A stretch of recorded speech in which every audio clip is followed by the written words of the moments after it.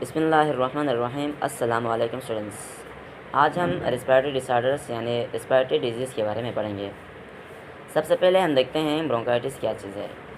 Bronchitis एक ऐसी बीमारी है जिसमें एयर पैसेजवेज फूल जाते हैं, सूजन हो जाती है, इन्फ्लेमेशन हो जाते हैं। ब्रोंकाइटिस दो लफ्ज़ों पर मुश्तमिल है, एक ब्रोंकाई और दूसरा आइटिस है। तो आइटिस का जो वर्ड्स जहाँ पर भी आ जाए उसका मतलब इन्फ्लेमेशन, और ब्रोंकाई के पैसेजवे जो कि एयर को लेकर जाते हैं लंग्स तक। तो जब ब्रोंकाई या ब्रोंकस में इन्फ्लेमेशन हो जाए तो उस बीमारी को हम ब्रोंकाइटिस कहते हैं। तो the inflammation of air passageway is termed as bronchitis. Air passageway वो नली जो कि हवा को लेकर जाते हैं लंग्स तक, उसमें जब इन्फ्लेमेशन हो जाए तब हम उसे ब्रोंकाइटिस कहते हैं। यूजुअली जो इन्फ्लेमेशन है वो एक डिफेंसिव मैकेनिज़्म है।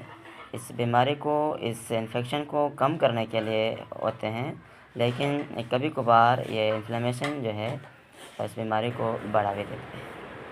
ब्रोंकाइटिस के मुख्तलिफ़ वजूहात होते हैं। या तो ब्रोंकाइटिस स्मोकिंग की वजह से होते हैं या कुछ बैक्टीरिया की वजह से। तो it is cause either by smoking और बाय सम बैक्टीरिया। ये या तो स्मोकिंग की वजह से होते हैं, सिगरेट पीने की वजह से, या बैक्टीरिया की वजह से। इट इज़ कैरेक्टराइज्ड बाय कफ। इसमें अलामात जो होते हैं, जब ये बीमारी हो जाए तो उस पेशेंट को ज़्यादा से ज़्यादा खांसी होगी, इंक्रीज म्यूकस सिक्रेशन, म्यूकस की सिक्रेशन बहुत बढ़ जाते हैं। म्यूकस क्या चीज़ है? म्यूकस कोई से भी फ्लूइड, जैसे कि जब हमें नज़ला ज़ुकाम हो जाते हैं तो नाक बहना शुरू हो जाते हैं, वो भी ऐसा फ्लूइड है। तो इस बीमारी में म्यूकस की सिक्रेशन बढ़ जाती है, और साथ साथ एयर पैसेजवे नैरो होने की वजह से हमें सांस लेने में भी दुश्वारी हो जाती है। और इस बीमारी में लो लेवल का बुखार भी हो जाते हैं उस पेशेंट को। नेक्स्ट, एम्फीसेमा।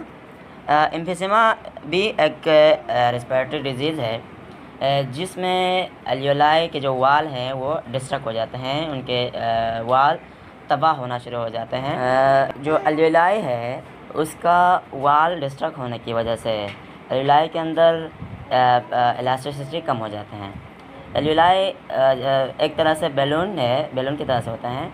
जब बैलून में हम हवा भरते हैं तो वो फूल जाते हैं, और जब हवा वहाँ से निकल जाते हैं तो दोबारा अपने शेप में आ जाते हैं। तो इस तरह से हमारे लंग्स भी, लंग्स के अंदर जो एल्वियोलाई है वो भी जब इनके अंदर हवा आ जाते हैं तो वो फूल जाते हैं, और जब हवा निकल जाए तो वो कोलैप्स हो जाते हैं।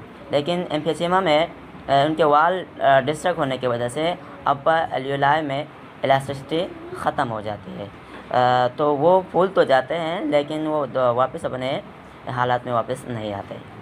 तो ये अमूमन उन लोगों में होते हैं जो ज़्यादा सिगरेट पीते हैं, और ज़्यादातर उनको पोल्यूटेंट का सामना करना पड़ता है। यानी वो लोग जो कि इंडस्ट्रीज़ में काम करते हैं या इंडस्ट्रियल एरिया में रहते हैं या पोल्यूटेड एरिया में रहते हैं, उनको ये मसला ज़्यादा हो जाता है उनके अंदर। जब ये पोल्यूटेंट उनके रेस्पिरेटरी ट्रैक में चले जाते हैं, वहाँ फंस जाते हैं और उनके सेल को डैमेज कर देते हैं। तो it is related to the progressive destruction of the alveoli. इसमें इसके एल्वियोलाई जो है वो डिस्ट्रक्ट हो जाते हैं, डैमेज हो जाते हैं due to the long term exposure usually to the industrial pollutant.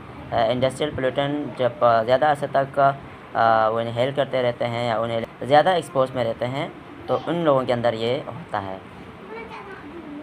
It is characterised by laborious breathing. इसमें भी वही मसला हो जाता है, ब्रीथिंग में, सांस लेने में। ज़्यादातर इन लोगों में सांस लेने में दुश्वारी होती है, और जिसकी वजह से खांसी ज़्यादा हो जाती है, और खांसी के साथ साथ फेलगम प्रोडक्शन यानी बलगम के साथ उनको खांसी होती है। आगे बढ़ते हैं। नेक्स्ट, नमूनिया। नमूनिया भी एक इन्फेक्शियस डिजीज़ है जो कि कुछ मखसूस बैक्टीरिया होते हैं जिसकी वजह से भी होते हैं, वायरस की वजह से होते हैं, और फंजाई की वजह से भी। नमूनिया में लंग्स जो है वो डिस्टर्ब हो जाता है। बजाय कि लंग्स में हवा भरें, उसमें जो है पस बनना या फ्लूइड जमा होना शुरू हो जाते हैं। क्योंकि इनके जो वाल हैं वो डिस्ट्रॉय हो जाते हैं, डैमेज हो जाते हैं, तो ज़ाहिर बात है इनके जो सराउंडिंग में ब्लड वेसल पाए जाते हैं, तो उसमें मौजूद जो फ्लूइड हैं वो लंग्स में जमा होना शुरू हो जाती है। और जब लंग्स में हवा की बजाय फ्लूइड जमा हो जाए तब सांस लेने में दुश्वारी हो जाती है। तो नमूनिया it is an infectious disease usually cause by special bacteria. एक इन्फेक्शियस डिजीज़ है जो कि मखसूस बैक्टीरिया, वायरस और फंजाई की वजह से हो जाते हैं। In pneumonia the alveoli are infected. Pneumonia में एल्यूलाई इन्फेक्ट हो जाते हैं। यहाँ पर कोई एयर पैसेजवे या ट्रेकिया या ब्रोंकियोल, यहाँ पे कोई इस पर इन्फेक्ट नहीं होते। अब जिस्म के लंग्स के अंदर एल्यूलाई डिस्टर्ब हो जाते हैं, इन्फेक्ट हो जाते हैं, सो दे मे बी फिल्ड विथ पस और फ्लूइड। तो इसमें पस या फ्लूइड जमा होना शुरू हो जाते हैं, जिसकी वजह से द ब्रीथिंग बिकम डिफ़िकल्ट। सांस लेने का ब्रीथिंग का जो अमल है उसमें दुश्वारी होती है। और क्योंकि जिस्म के अंदर इन्फेक्शन हो जाती है, तो इन्फेक्शन में पर पेशेंट को बुखार हो जाती है, खांसी होती है, सर्दी लगना शुरू हो जाती है, चिल एंड चेस्ट पेन, और सीने में तकलीफ़ हो जाती है। तो अगर हम नमूनिया और ब्रोंकाइटिस को कंपेयर करें, तो ब्रोंकाइटिस एक ऐसी बीमारी है जिसमें एयर पैसेजवे डिस्टर्ब हो जाते हैं, और नमूनिया एक ऐसी बीमारी है जिसमें एल्वेलाई यानी लंग्स डिस्टर्ब हो जाते हैं। नेक्स्ट टॉपिक है अस्थमा। अस्थमा जिसको उर्दू में धमक कहते हैं। यह भी एक सांस की बीमारी है जो कि आम लोगों में नहीं होते। ये ऐसी बीमारी है जो कि जेनेटिकली एक पर्सन से दूसरे पर्सन में मुंतकिल हो जाते हैं। कुछ लोग होते हैं जिनको किसी चीज़ से एलर्जी होती है, जिनके अंदर जिसको ये दमा की बीमारी हो जाती है।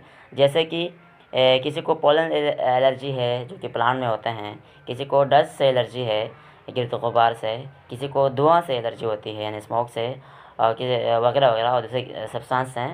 तो इन अफराद में ये बीमारी पाई जाती है दमा।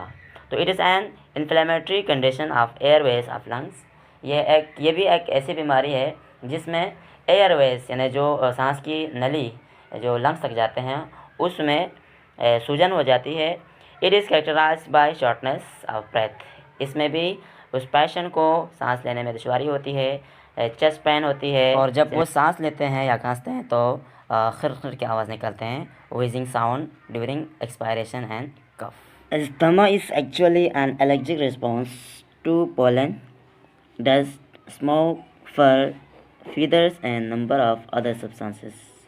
Asthma एक्चुअली एक एलर्जिक रिस्पॉन्स है, यानी एक ऐसी बीमारी जो कि एलर्जी की वजह से होता है। किसी को पोलन एलर्जी है, पोलन की वजह से उसको ये मसला होता है, किसी को डस्ट की वजह से मसला होता है, किसी को स्मोक की वजह से, धुआं की वजह से, तो किसी को फर से, किसी को फीदर से, और दूसरी चीज़ें हैं जिनकी वजह से इनको ये मसला हो जाता है। It may obstruct to the airway making it difficult to breath for its patient.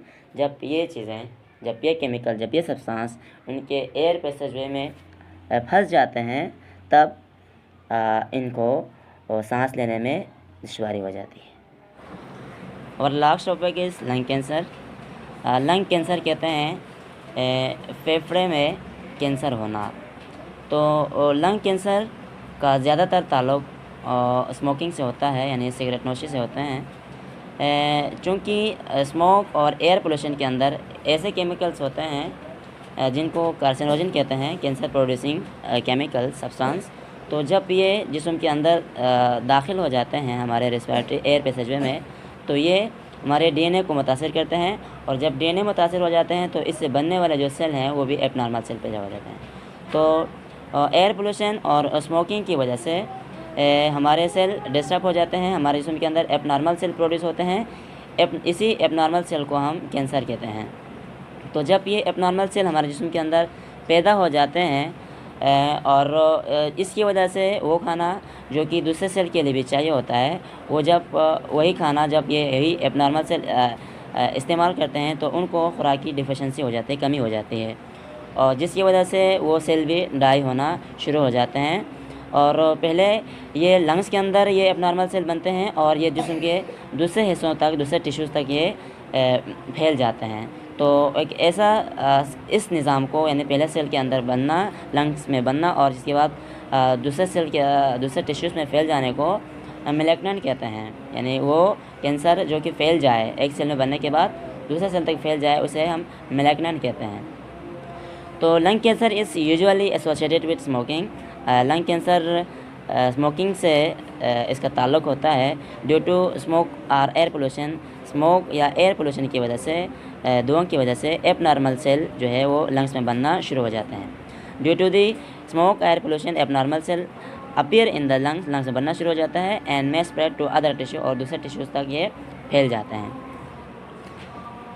अच्छा, लंग कैंसर के कुछ साइन एंड सिम्टम्स हैं, कुछ अलामात हैं जिसमें कफ विद ब्लड, खांसी के साथ साथ खून भी निकलते हैं या बलगम में खून शामिल होते हैं, बलगम के साथ खून निकलते हैं। और सांस लेने में दुश्वारी होती है क्योंकि उसका जो एयरवेज है वो तंग हो चुका होता है। केमिकल सब्सटेंस के जमा होने की वजह से वो जो नली है वो तंग हो जाते हैं, इस वजह से shortness of breath. Repeat lung infection, इसका इम्यून सिस्टम कमज़ोर हो जाते हैं तो बार बार उसको लंग इन्फेक्शन की शिकायत हो जाती है, मतलब फेफड़े में दर्द होते रहते हैं। वेट लॉस, उसका वज़न कम हो जाते हैं। बोन एक, हड्डियों में दर्द होती है। हॉर्सनेस कहते हैं आवाज़ उसका ख़राब हो जाना, भी डिस्टर्ब हो जाते हैं तो उसके साउंड भी ख़राब हो जाते हैं। हॉर्सनेस, वीकनेस, वो कमज़ोर हो जाता है। फटीग, जल्दी थक जाते हैं वगैरह वगैरह। इसके अलावा और भी बहुत सारे सिम्टम्स हैं। तो ये अलामात हैं कुछ लंग कैंसर। देखा जाए तो 7 मिलियन जो लोग हैं वो एयर पोल्यूशन की वजह से ही क्या हो जाते हैं, मर जाते हैं। साल में 7 मिलियन पीपल एयर पोल्यूशन यानी जो सिगरेट स्मोकिंग है और दूसरे जो पोल्यूशन होते हैं एयर पोल्यूशन, इसकी वजह से ही लोग मर जाते हैं।